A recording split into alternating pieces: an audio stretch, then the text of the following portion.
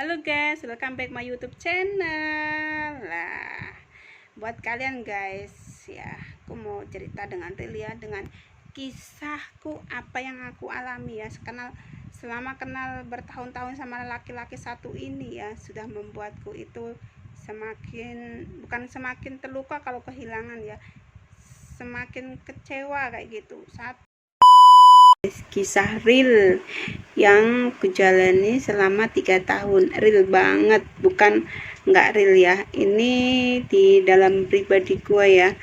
Cinta gue ini dibayar dengan hutang yang ditumpangkan ya, ditaruh di dalam diri gue ini adalah hutang yang nggak perlu kita publikasikan sebenarnya, tapi masalah cinta itu ya sebenarnya bukan kesalahan orang ya, kesalahan kita masing-masing, tapi pertaruhannya cinta itu adalah uang untuk dia sendiri, karena uang lah dia mungkin bisa cinta ya kan. Jadi karena terlilit hutang dari rentenir gitu ya, mungkin ya, karena kan cerita itu enggak sedetail-detailnya diungkapkan ke dalam diri gue kayak gitu loh orangnya itu.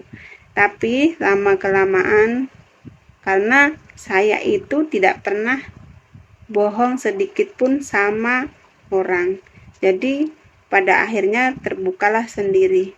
Dan aku bersyukurnya juga kenal sama bapak sama mamanya. Jadi saat benar-benar saat terpuruk ya, tapi ku coba untuk kuat, karena kan utang dia, kenapa kita yang tanggung, harusnya mikirnya dari situ. Bukan karena apa ya, kisahku ini aku mau share ke vlogku ya. Ini kisah yang nggak patut sebenarnya dicontoh ya buat para kalian. Karena apa ya, masa cinta dikalahkan dengan hutang dan harus gali lubang tutup lubang. Ibaratkan kalau kita itu udah nggak bersama dia ya kan, kita itu nggak ada artinya sebenarnya, tapi dengan rasa hibah, kasihan kayak gitu kan, dengan ceritanya yang dari awal ya, cerita dari awal gitu, yang dapat musibah lah gara-gara kita lah, padahal kita juga nggak tahu ya, karena dibutakan dengan cinta itu ya. Jadi kita itu percaya bahwa itu terjadi benar-benar sama dia, dan memang nggak berapa lama sudah ketahuan. Masih ku coba untuk percaya dan nggak bisa dipercaya, dan hampir tiap bulan kayak gitu kita itu harus ngikutin uang ya, intinya itu uang. Aku kalau ibaratkan sama orang kayak gitu nggak pernah ada masalah ya. Ini masalah itu timbulnya darilah uang ya, uang kayak gitu terus ya. Jadi lama kelamaan kan kita bisa mikir, kenapa harus uang terus. Ternyata dia diperbudak sama rentenir lah, yaitu yang bikin orang malah menanggung semua kan, menanggung utangnya dia. Jadi harus mengandalkan kayak gitu loh ya, jadi ngandelin ke kita gitu loh teman-teman. Jadi buat teman-teman, apa tanggapannya kalau cinta dipertaruhkan dengan harga uang kayak gitu loh ya. Bahkan saya pun tidak pernah namanya perhitungan, tapi kalau kesini kita kan bisa mikir, kenapa kita harus ngikutin gali lubang untuk utang dia kayak gitu ya. Sebenarnya bukan dia aja yang ini terlalu ngegampangin atau gimana ya, bahkan tidak bisa bayar pun satu ya, yang gue bener-bener gak ikhlas banget ya. Aku jualin emas gua buat bayar utang si orang itu.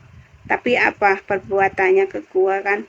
Kalau ada baiknya kayak gitu, cuma ingin memanfaatkan aku aja. Jadinya aku berpikir ini orang bukan karena cinta ya kan?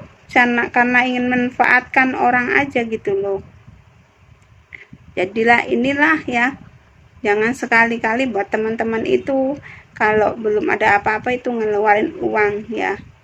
Oke lah, kita kenal orang tuanya itu, kita anggap sebagai orang tua kita juga. Kalau orang tua itu nggak pernah ada salahnya di mata gua ya, nggak pernah ada salahnya ya. Yang bersalah itu anaknya, bukan orang tuanya. Orang tuanya aja tetap kuanggap orang tuaku, bukan orang tua musuh ya.